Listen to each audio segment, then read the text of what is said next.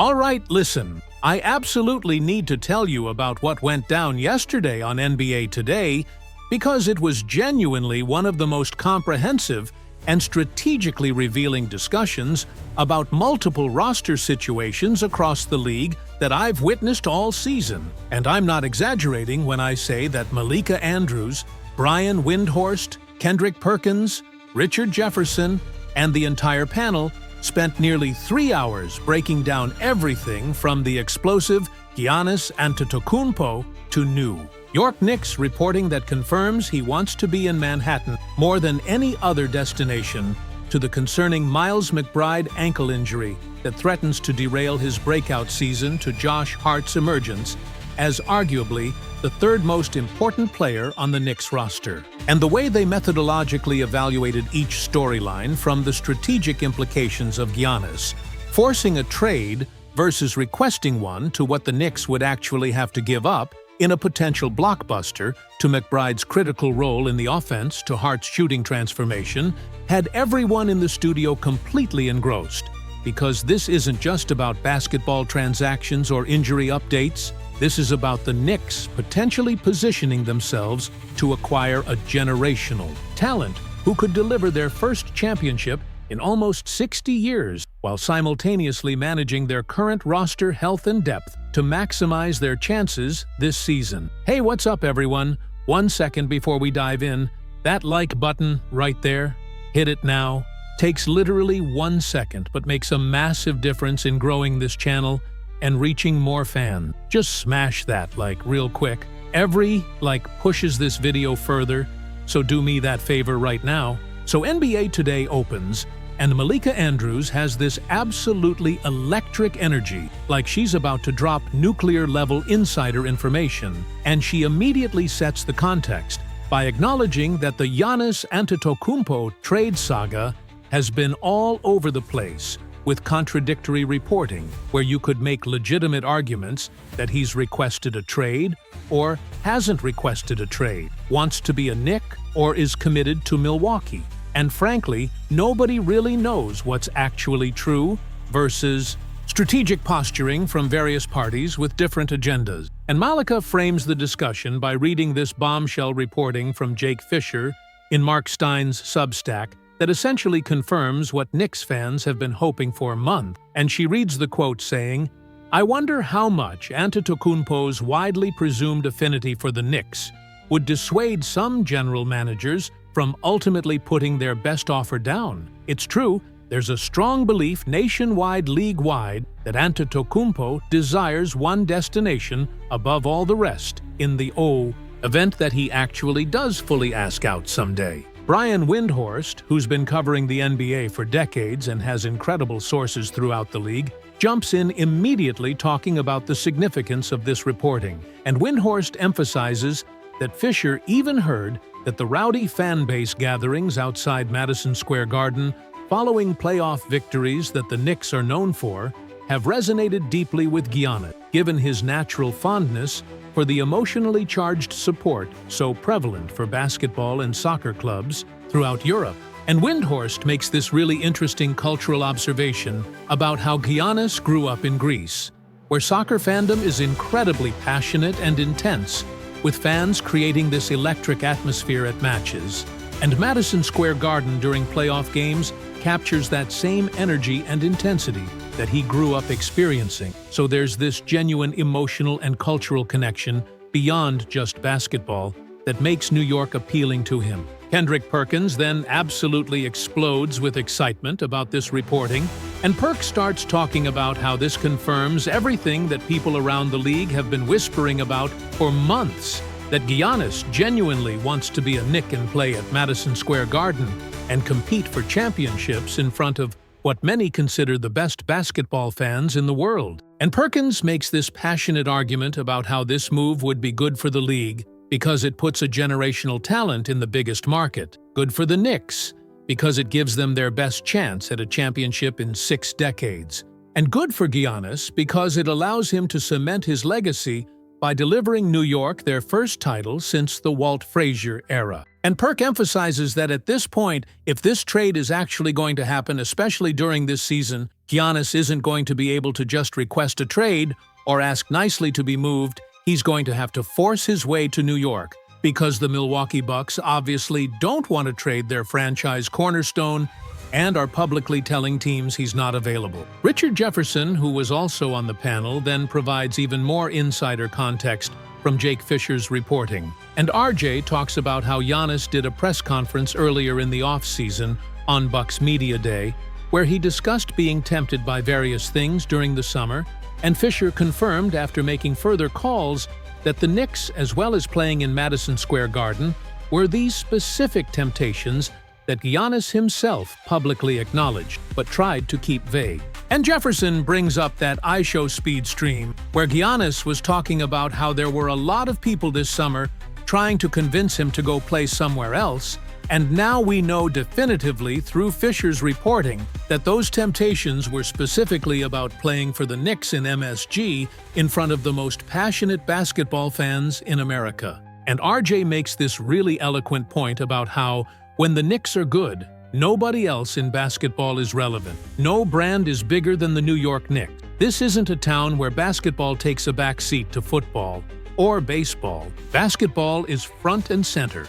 And you get one New York team that truly mattered, and that's the Knicks, period. But here's where the discussion took this absolutely fascinating hypothetical turn. And Richard Jefferson provides this direct appeal to Giannis, as if he's speaking to him personally, trying to convince him why forcing his way to New York is the right basketball and legacy decision. And RJ starts by asking, what does Giannis actually want? Because presumably he's considering asking to be traded from the Bucks for a couple different reasons. First and foremost, he doesn't believe they can win a title this year, and he doesn't believe in the decision-makers in place to make Milwaukee championship contenders going forward with their current roster construction and salary cap constraints. And Jefferson makes this impassioned argument that if Giannis wants to win another ring, which RJ promises he will never do again as a member of the Bucks, unless absolutely crazy things happen, like multiple all-star free agents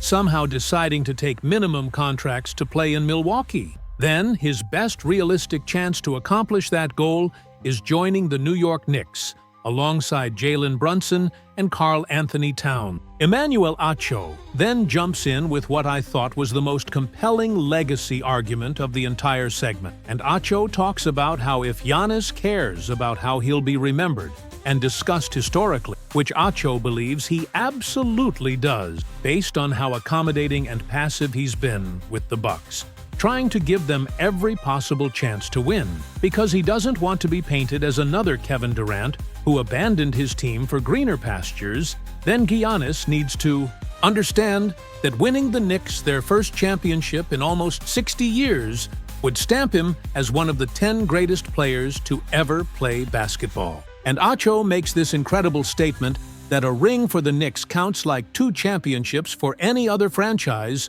Giannis would be the player who brings championship hardware back to New York for the first time since Walt Clyde Frazier in the early 1970s.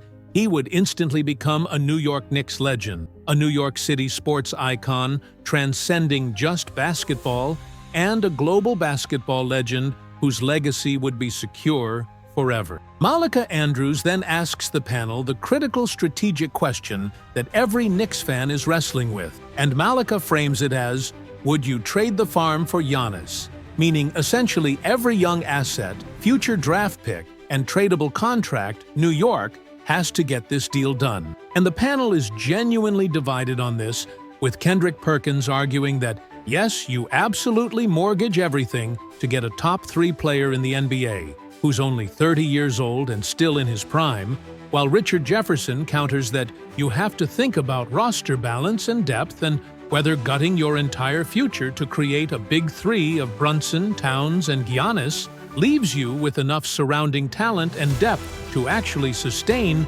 championship-level success over multiple seasons rather than just having 1 year with a top-heavy roster that's vulnerable to injury. Brian Windhorst then provides crucial context about the current state of trade discussions, and Windhorst cites Mark Stein's latest reporting saying, As trade season draws close, everyone is talking about Giannis, even though, and I want to underline this, the Bucks continue to tell teams he's not available. We don't want your trade pitches. So it's this weird dynamic where the Bucks keep shouting into the wind that they don't want to discuss trades, and the rest of the league just ignores it and obsesses about acquiring him anyway. And Windhorst makes this observation that, of course, Milwaukee isn't going to publicly acknowledge they're willing to trade Giannis, because as soon as you do that, the price point falls off a cliff. Teams know he's available and desperate to move him, which gives them all the leverage in negotiation. So the Bucks have to maintain this public stance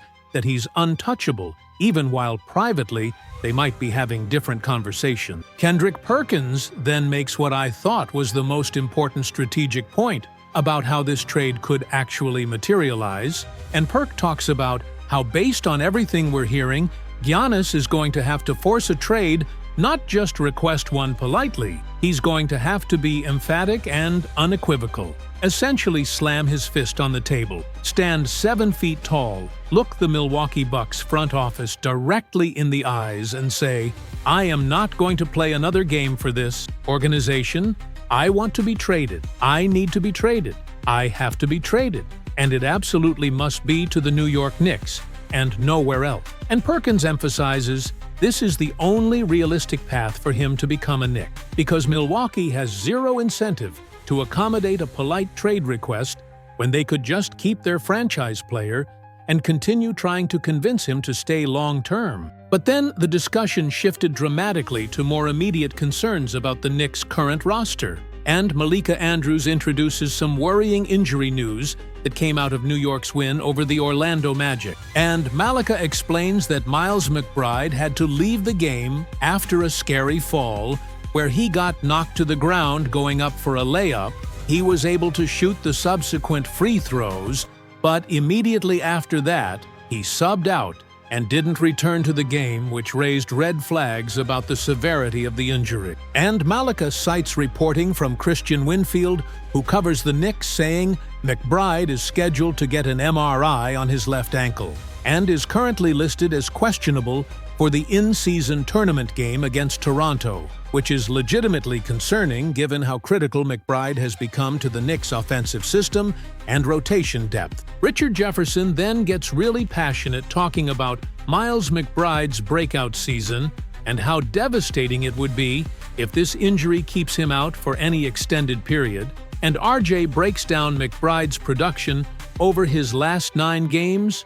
Before the injury, showing he was averaging 16 points per game on almost 50% shooting from the field, and an absolutely insane 52.2% from three-point range on nearly 8 attempts per night. And Jefferson emphasizes that these aren't just empty stats in garbage time.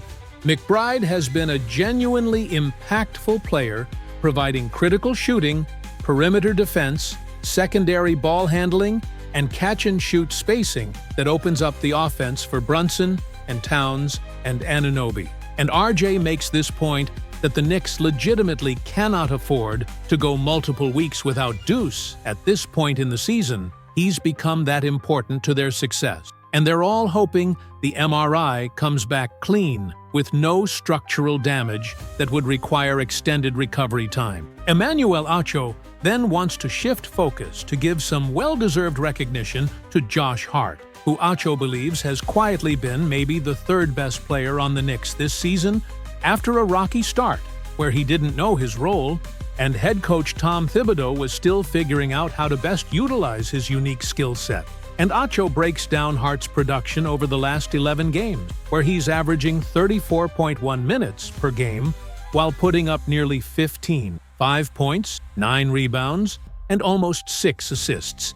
And those are borderline all-star caliber numbers from someone who many people still think of as just a role player. And Acho emphasizes that the most impressive aspect of Hart's improvement has been his outside shooting, which has historically been his biggest weakness, but he's letting it fly with complete confidence on 4.7 three-point attempts per game while shooting nearly 45% from beyond the arc, which completely transforms the spacing and offensive dynamics when he's on the floor. Brian Windhorst then makes this really insightful observation about Josh Hart's value that goes beyond just the box score statistic. And Windhorst talks about how Hart is genuinely the superglue that holds this entire Knicks roster together. He raises the floor of everyone around him through his hustle and energy and willingness to do all the dirty work that doesn't show up in the stat sheet. And Windhorst describes Hart as a junkyard dog who defends multiple positions, crashes the boards relentlessly, sets hard screens, makes the extra pass, dives for loose balls, and generally just impacts winning in ways that advanced metrics struggle to fully capture. And Windhorst makes this point that Hart was inserted back into the starting lineup due to OG Anunoby's injury issues, and now that he's playing at this level with this shooting efficiency, you legitimately cannot take him out of that starting five, even when everyone gets healthy, because he's been that good and that important to the team's success. Kendrick Perkins then talks about Hart's mentality and professionalism being even more impressive than his on-court production. And Perk emphasizes that Hart could have easily become a malcontent and locker room problem when he was only getting 18 minutes per game early in the season, after being a starter and critical piece for years. But instead, he stayed professional, kept working on his game, believed opportunities would come, and now he's thriving as a starter playing 34 minutes per night. And Perkins makes this argument that those are exactly the types of veteran leaders you need on championship teams, guys who can handle adversity and roll uncertainty without creating drama or becoming negative influences in the locker room, and Hart exemplifies that professional mentality perfectly.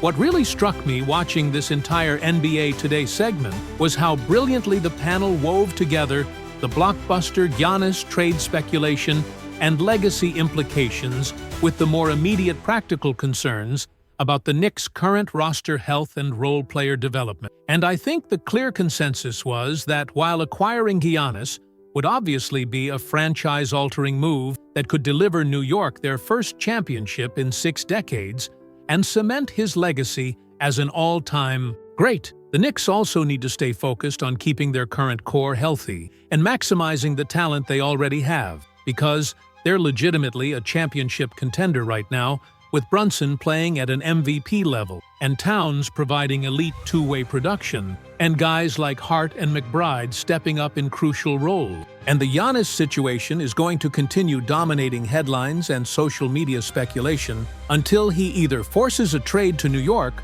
or publicly commits to Milwaukee long-term. But in the meantime, the Knicks need McBride's ankle MRI to come back clean, and Hart to continue his excellent all-around play as they chase the in-season tournament and position themselves for a legitimate championship run this spring.